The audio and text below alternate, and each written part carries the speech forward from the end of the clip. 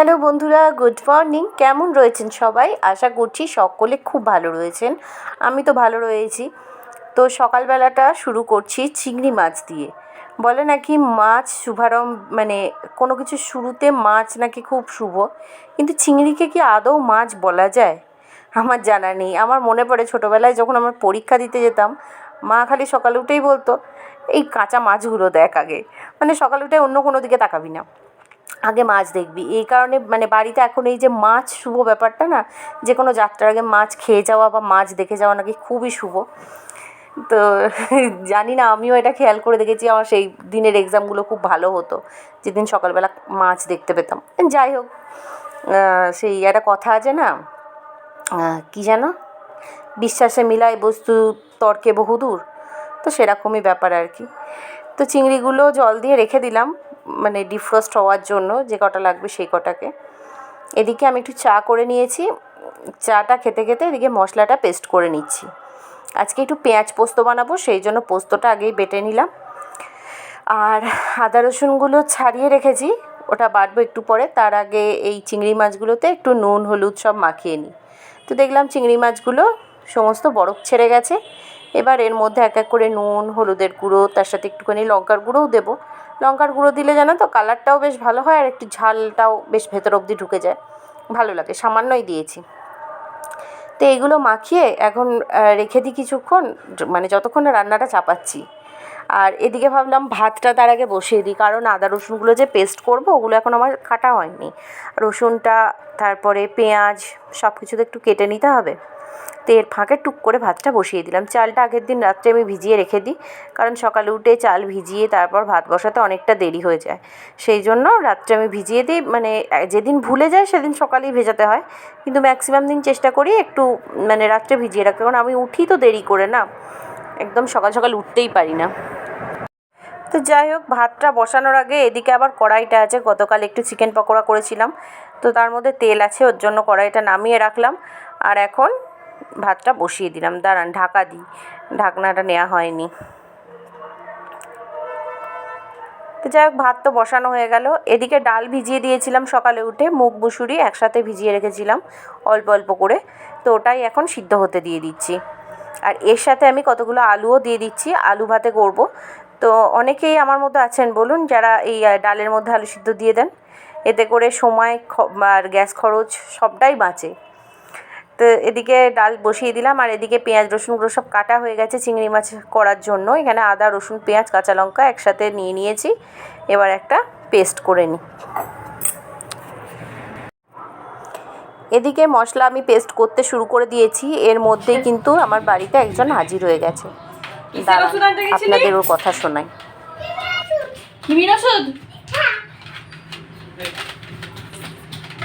তো শুনতে পেলেন তো, এসে বলছে, আমি বলছি কোথায় গিয়েছিলি সকালে, বলছে আমি কৃমির ওষুধ আনতে গিয়েছিলাম, মানে ওর মায়ের সাথে ডাক্তারের কাছে গিয়েছিল।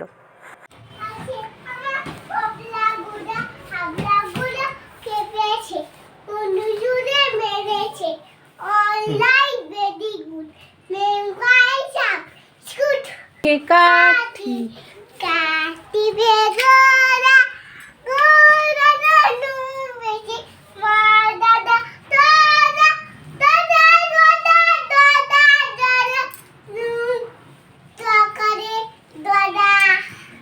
কালকে কারেন্ট ছিল না। শুনলেন তো ওর গল্প। ও আমাদের একদম নিচের ফ্ল্যাটেই থাকে, মানে আমরা থাকি সেকেন্ড ফ্লোরে, ওরা থাকে গ্রাউন্ড ফ্লোরে।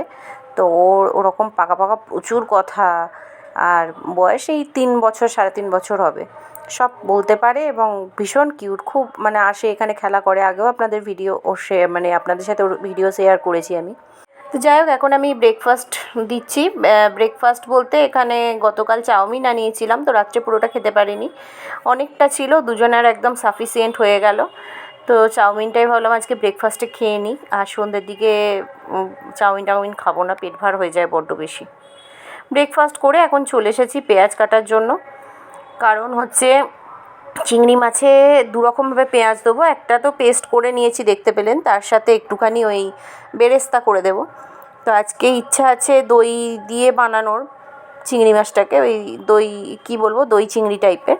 তো সেই জন্য একটুখানি বেরেস্তার জন্য সাইডে যেটা কেটে রেখেছি ওটা। আর এখন যে পেঁয়াজটা আমি কাটছি চৌকো চৌকো করে, মানে খুব একটা সরু নয়, দেখুন একদম চৌকো চৌকো করে, মানে রাফলি চপ করছি। এটা হচ্ছে পেঁয়াজটা দিয়ে পোস্ত বানাবো বলে।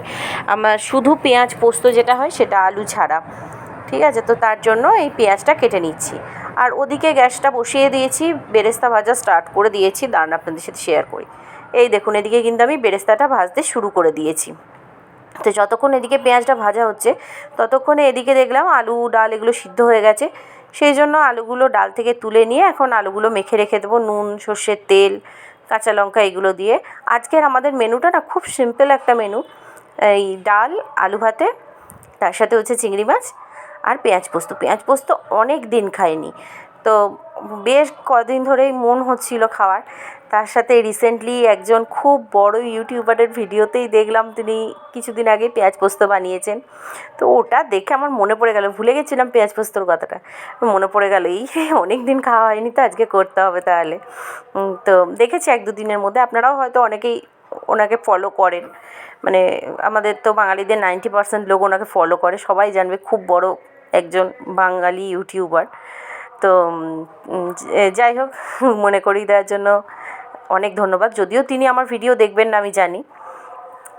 যাই হোক, এখন আলু ভাজাটা মেখে নিলাম। তো আলুটা আমার মাখতে খুব অসুবিধা হচ্ছে, আমার এই বুড়ো আঙুলের ওপরটা না কেটে গেছে। তো এই যে আলুটা মেখে নিলাম, ওই যা হোক করে শুধু এই সামনের 4টে আঙুল দিয়ে মেখে এখন রেখে দিলাম। এদিকে কথা বলতে বলতে আমার চিংড়ি মাছটাও কিন্তু হয়ে গেছে। রেসিপিটা আমি শর্টসে শেয়ার করেছি, আপনারা যদি চান একবার মানে শর্টসে গিয়ে রেসিপিটা দেখে নিন। আর আমি এখানে বড় করে আর শেয়ার করিনি।